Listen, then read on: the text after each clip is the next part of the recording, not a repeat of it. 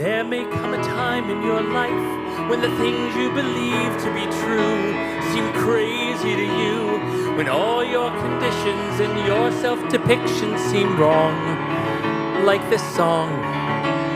Your very foundation, the rock where you stand, turns out to be only a shack on the sand. You don't see it coming, then some random day a cosmic tsunami just sucks it all away.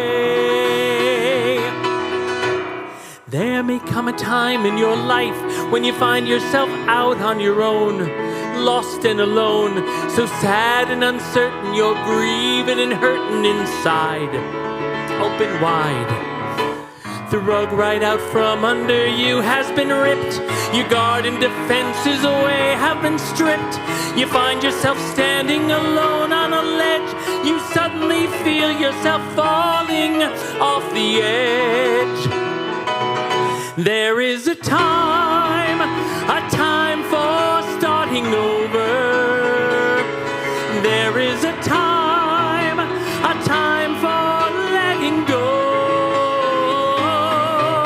A time when surrender is your only choice. A time to remember your heart has a voice. To listen inside for a guide. To wait for a sign. There is a time.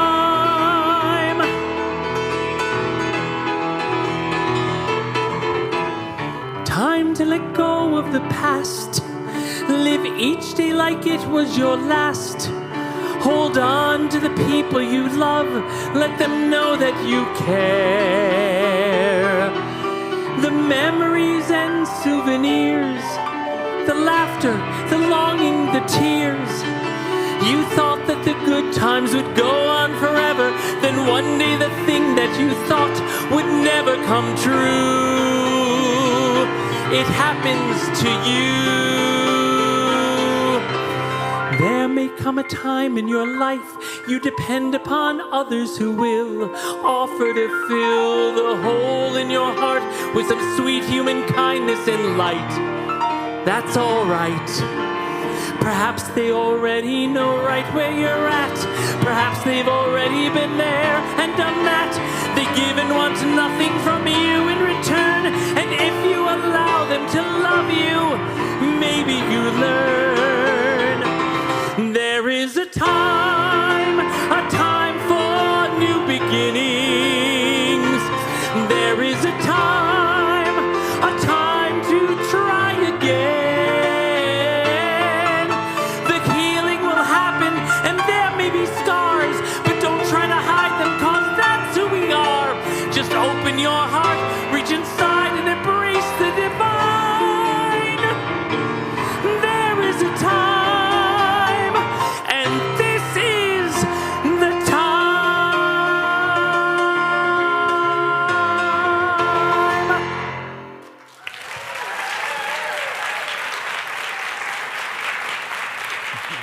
Bruce, Philip, thank you. And of course, Keith Thompson, thank you.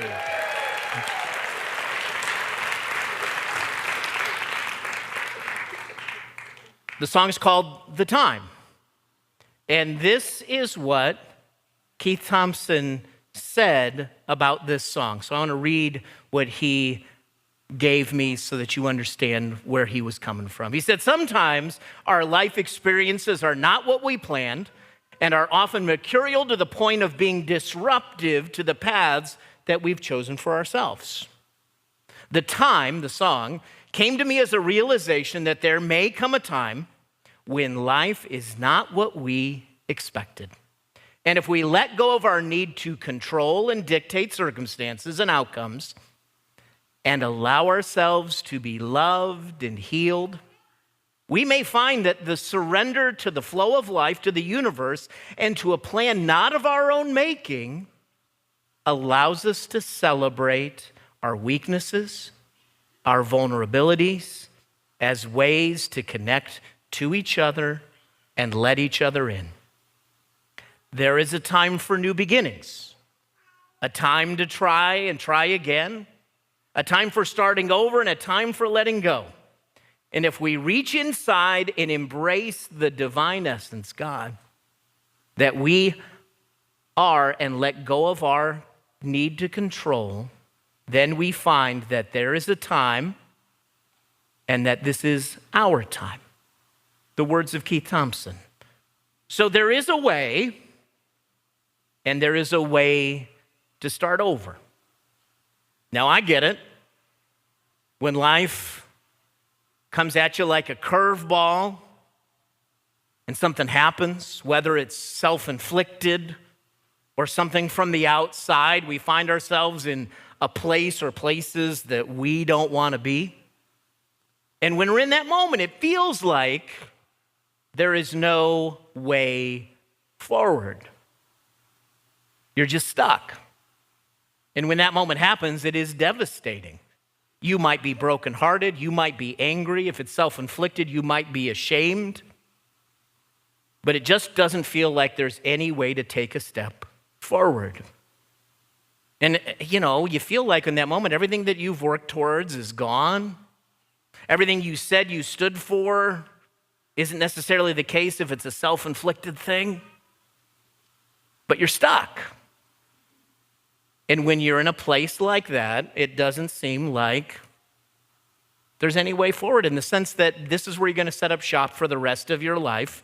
There's no chance for goodness again. It's only dark, and there's not a lot of hope.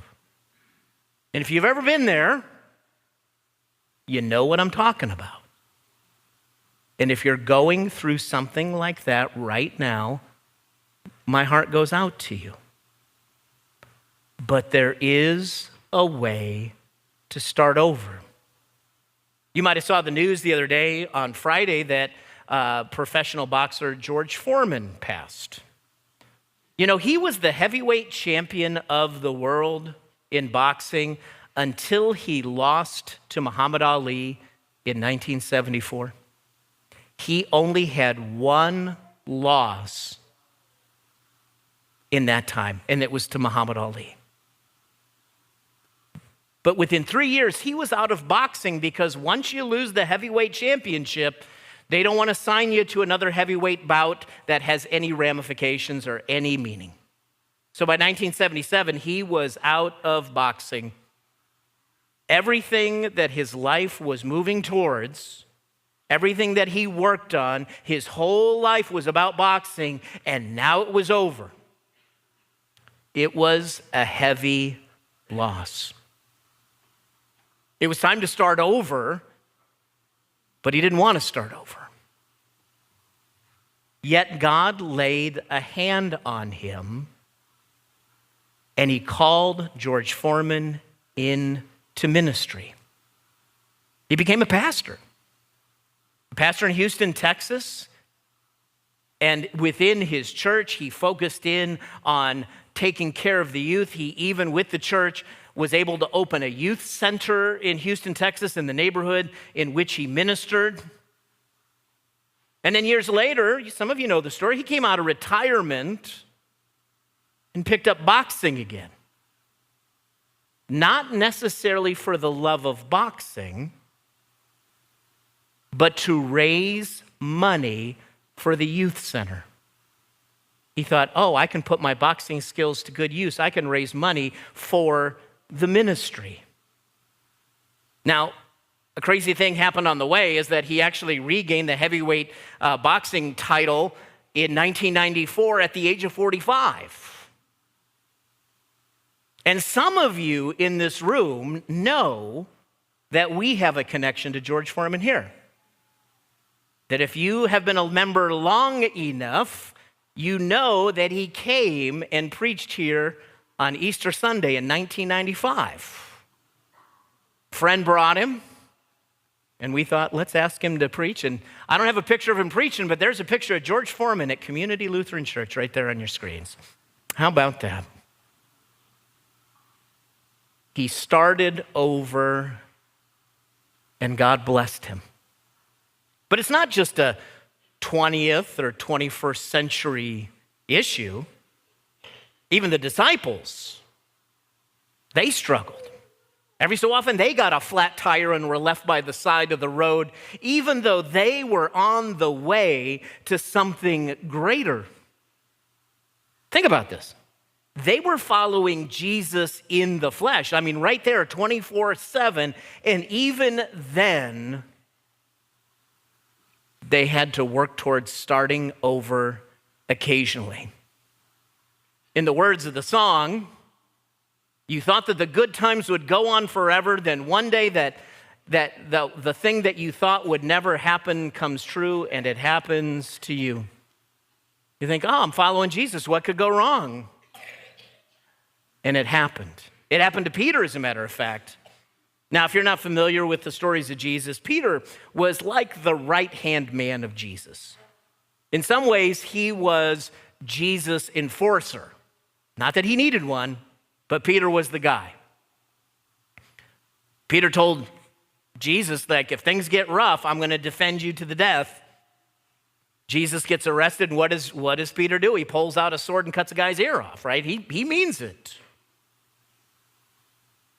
But that same night that Jesus was arrested, he was put on trial. And Peter snuck into the courtyard of where the trial was happening, so he could kind of keep an eye on Jesus. And while he was there, some people recognized him.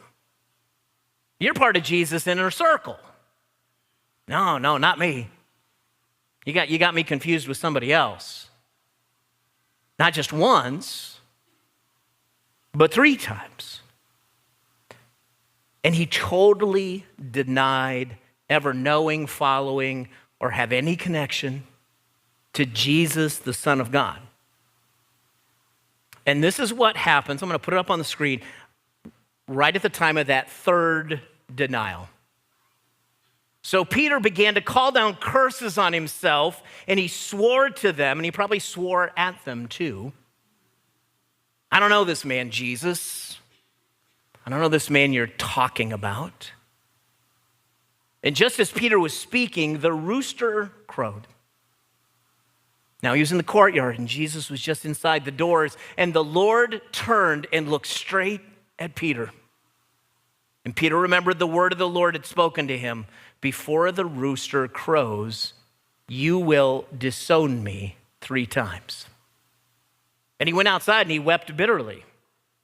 I mean, think about this. 3 years with Jesus. He's all in. He is on the way. There is a way. He sees it. Jesus is the way, the truth, and the life. And in a moment of stress and fear, he threw it all away. You can feel the anguish in that story that Jesus looks over in Peter's direction and it wrecks him, and it would wreck us too. You can just feel that anguish of betrayal, and he just left and cried, which we would all do. His leader was on trial, and Peter couldn't stand beside him. Back to the song.